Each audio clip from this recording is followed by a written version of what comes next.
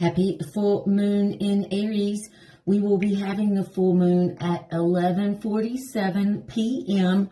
Eastern Time in the U.S. So you can take advantage of this full moon energy 3 days before or 3 days after.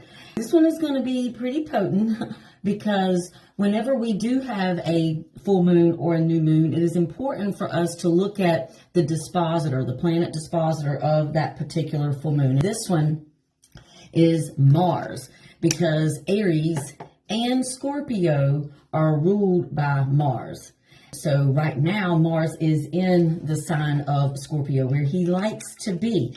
So Scorpio is all about the transformation, the death, rebirth, and transformation. With Mars being in there, that's like letting go. What do you need to let go of?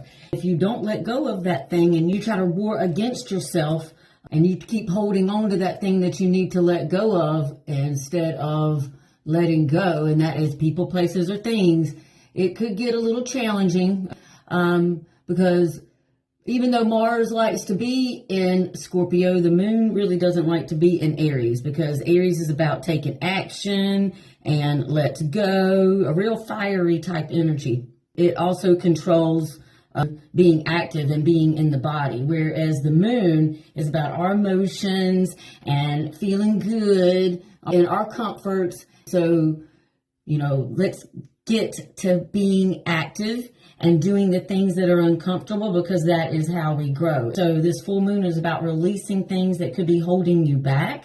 And what new things want to be coming in, they're not going to be able to come in if you're still holding on to that thing you need to let. A good astrological remedy at this time is to be active in your body, because Aries rules the body, being active and exercise. And Scorpio is a water sign, so you could be active in the water. That's a good astrological remedy. You could be active with your feelings and crying. Sometimes we're at the gym and we're lifting weights. We're getting all buff because Aries controls iron and lifting weights.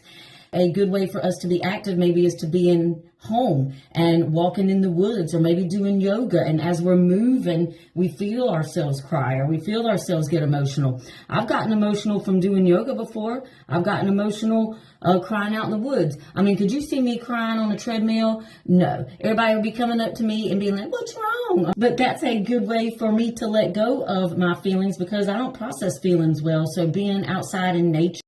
Being outside in nature is a way I process my feelings. Another way that you could process your feelings is by boxing, because boxing is ruled by Mars and also Aries. It would probably be a better idea for you to take out that aggression on some boxing gloves and a punching bag instead of someone's face, or maybe take out that aggression and say something that you don't mean because you can't take it back. And don't be afraid to do the transformation that you need to. If you're used to handling your feelings a certain way, or I've always done it this way, try something else. You never know. You might like it. Then you might realize it really wasn't that bad trying that new thing after all. I actually feel a whole lot better. Remember, when we try something new, it's always uncomfortable. We think everybody's looking at us. Let me tell you what, you're going to realize one day nobody was. But I'm pretty sure that people would be looking at me if I was on a treadmill and crying. So we're going to keep crying in the woods and doing our yoga at home and letting things go that way. Because, folks, if you don't process some of these feelings, then guess what's going to happen? It's going to fester up inside. It is going to create disease in the body, or it is going to create some type of mental instability, or it's going to create some type of pain in your body. It has to go somewhere, folks. So, take a look at something that maybe you need to let go of. Write it down on a piece of paper and then burn it. Aries is a very fiery sign. It starts the zodiac. It starts spring. You can work with that fieriness and doing candle work by staring at a candle, or writing something down and burning it and letting it go, and calling in whatever you would like to replace it. You can't just send it out into the universe. What do you want to call back in? For me, I have this full moon transiting my 9th house of the teacher, learning, spirituality, religion, belief systems, and traveling to far off distance places. I need to be doing some belief system work. Why do I believe what I believe? Also, being the teacher.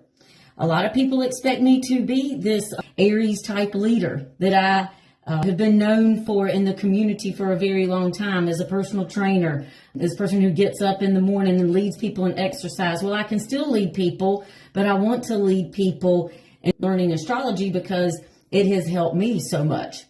I started using astrology by seeing where the full moon and the new moon was transiting my birth chart. As I did that, it got me to see parts of myself that I didn't want to see, that I needed to see so I could let go of that. Not only is this full moon transiting my 9th house of the teacher. I'm a teacher. Wherever your sun is, that's probably what you're going to be doing in this particular lifetime. And so I'm having to show up as a new teacher. What new mask am I wearing now? I'm no longer the personal trainer and the group exercise leader that people knew me as in the community. I'm teaching people astrology. That's who I want to be. I'm having to give up that belief that nobody's going to accept me because I'm somebody new. Maybe if I live in more of my authentic nature and start presenting myself as who I am and having the confidence to do so and let go of that limiting belief that nobody will come if I build it, right? That's a limiting belief. So where you put energy to, where you put action to, where you put emphasis to, that is what's going to grow. So if you are interested in knowing where this full moon is going to be, so if you would like to know where the full moon is going to be affecting you most personally, hit me up. I would love to do a birth chart analysis reading on you. You do need to know your birth time, but if you don't, we can render the chart and see how this full moon is going to be affecting you most personally. I am doing $10 off special for the month of October. So the birth chart readings are normally $75, but for the month of October, I'm doing a $65 special. They normally last an hour, but plan for an hour and a half because sometimes if there are questions, and I want to make sure that you get the most out of this experience as you need to so that you can start your journey to self-mastery and learning more about yourself and discovering parts that you didn't even know existed. So hit me up. I would love to share the stars with you and to show you how you can use their magical energy to see the transformation in your life that you are looking for.